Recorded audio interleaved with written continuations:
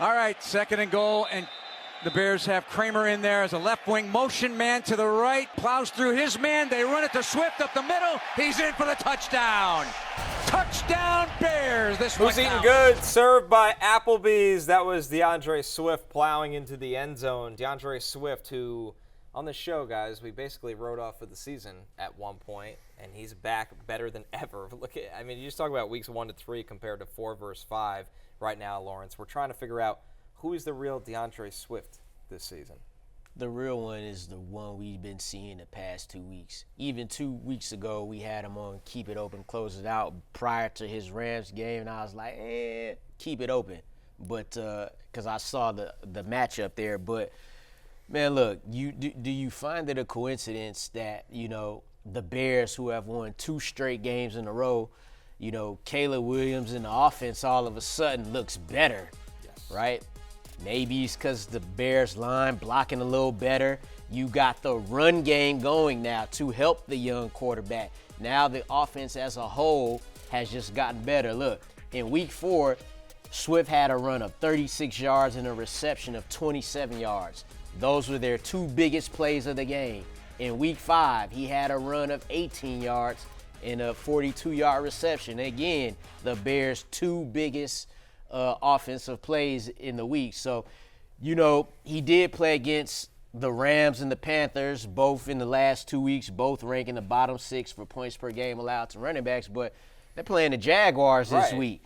They allow the 9th most fantasy points to running backs. So, I think in football, it kind of, if you start stacking plays and stacking wins and scoring touchdowns, you just need to build some confidence so that when you do play better teams, the offense is flowing. So that week 1 Bears win was kind of like both teams, versus the Titans. Both of the teams was trying to lose the game, right? Yep. These last 2 wins that the Bears have gotten have been solid wins, and you've seen their offense much more consistent. Caleb Williams looking much more better, and that's because DeAndre Swift finally got going. I know on the internet people say, he don't got no vision or nothing like that.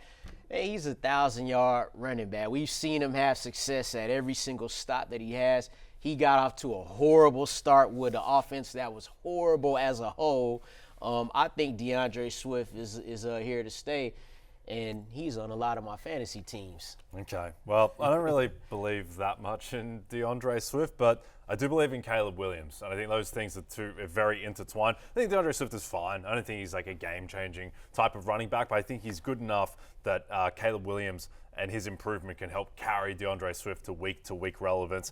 He played 49 out of 74 snaps, so it's not like he's a super workhorse back, but he's out there enough. It's clearly still his backfield. You worry a bit that Roschon Johnson has had a goal line carry in back-to-back weeks. So I think that Swift, every week he's going to be in that RB 10 to 16 type of ranking range, that kind of one, which is completely fine. Yeah, that's about where I got him at. I got him at running back 9 this week.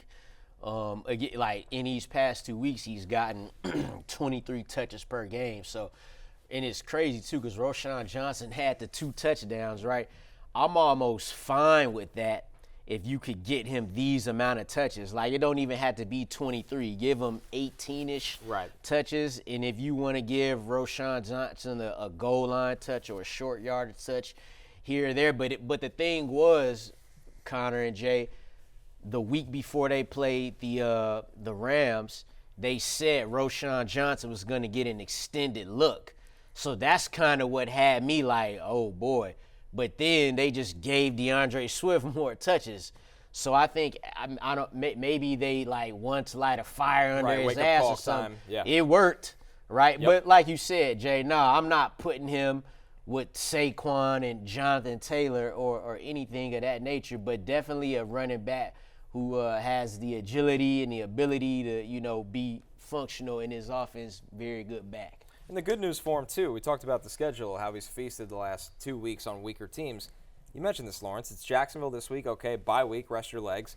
Commanders and Cardinals. The Cardinals are one of the worst run defenses all in football. Commanders have been a great story, but they play in shootouts more often than not. So, how real do you think Caleb's improvement has been in the past 2 weeks? Or do you think he's just feasting on a couple of suspect defenses? No, I think it's noticeable. He looks more comfortable. He's throwing with timing.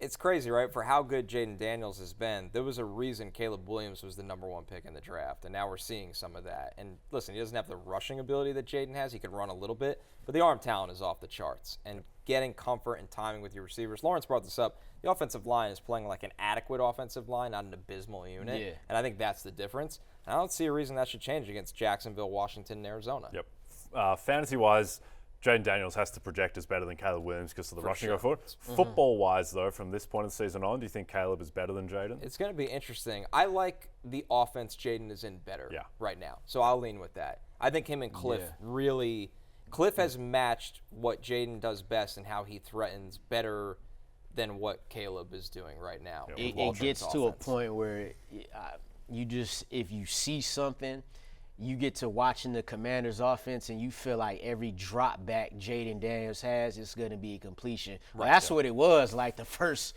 4 weeks. He damn near completed every pass. At points of the Bears season, it was like this is going to be a turnover or a loss or something's going to go wrong. But these last 2 games, now Caleb Williams is getting the ball to DJ Moore more consistently. So the offense as a whole has been good, and that's why I have some faith in DeAndre Swift because he's part of that. He's the guy who's going to, outside of the quarterback, he's going to touch the ball the most in any game. So, good for him.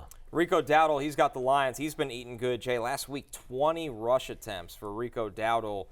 He's RB23 for Matthew going into this week, but is he a reliable starter going forward? Ezekiel Elliott's been a non-factor in this offense. Indeed, and Lawrence and I will always be able to say and tell our grandkids respectively that we were in the stands for the Rico Dowdle breakout game as Lawrence is actually crushing chicken tenders, speaking of chicken tenders, during that breakout game. Matthew, too. But yeah, I mean, look, 20 for 87 in an offense that is just in a really weird place at the moment. I don't know what's going on with CeeDee Lamb and the connection with Dak. I mean, CeeDee's been fine, but he hasn't been close to the guy that he was last year.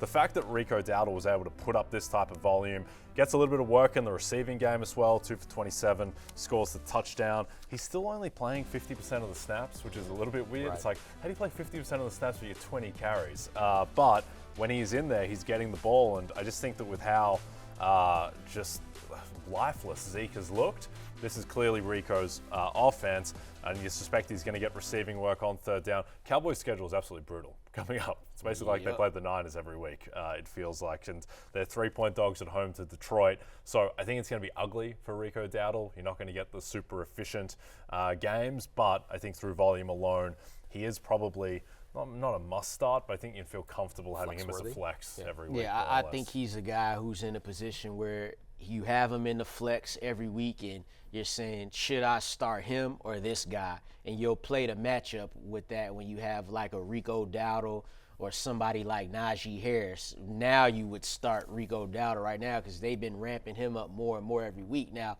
this is the thing, this was his, I guess, breakout game, right?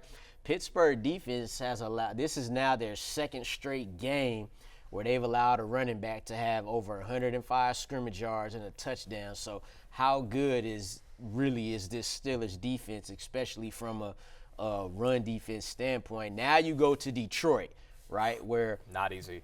Yeah, you go to Detroit where on the back end you could get something in the passing game, but they're only allowing 58 rushing yards per game to running backs. That's the 4th best in the NFL. They allow the 7th fewest fantasy points per game to running backs. So you have this game. It's going to be tough, right?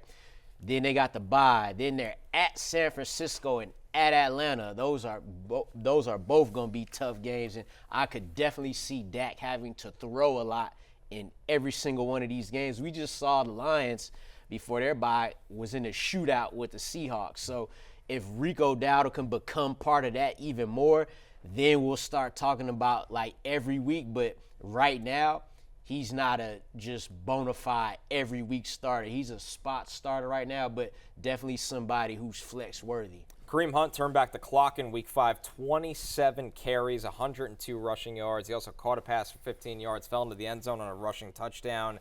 Listen, they're on a bye week this week, Jay, and this is an offense that really needs to get healthy and right, although there was a lot of signs of life on Monday Night Football. I mean, is Kareem Hunt going to maintain this workload? Carson Steele feels like he's been phased out of this offense entirely. Yeah, and the only other guy is Samaje Perine, who doesn't scare you. So I just think by default, look, Kareem Hunt, it's straight. Like, he had 27 carries in an offense commandeered by Patrick Mahomes. Off So the that just couch. means he just kind of has to be rostered and started every week going forward, at least as a flex guy.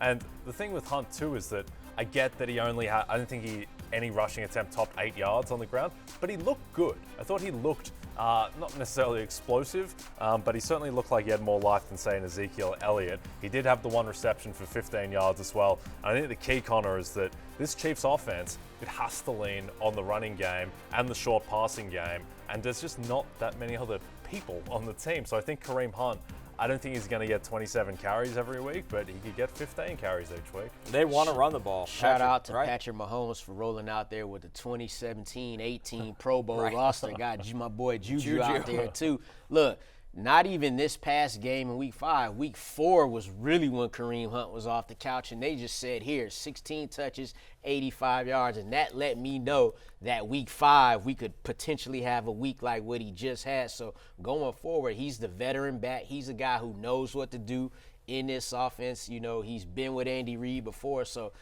like you said, Carson Steele, he fumbled too much, young guy. Like, Kareem Hunt is on now. Hey, it's Matthew Berry from NBCSports.com and Rotoworld.com, and I want to thank you so much for watching whatever it is you just watched, or if nothing else, being too lazy to click out of the autoplay after this video started, after whatever it is you actually wanted to watch finished. But now that you're here, I'd like to take a moment here to ask you respectfully now, okay? I'm asking you respectfully to subscribe to the NFL on NBC YouTube channel. You'll get the latest Roto-World fantasy news headlines, all sorts of great shows, including my own Fantasy Football Happy Hour. So go subscribe now. Again, I'm asking respectfully.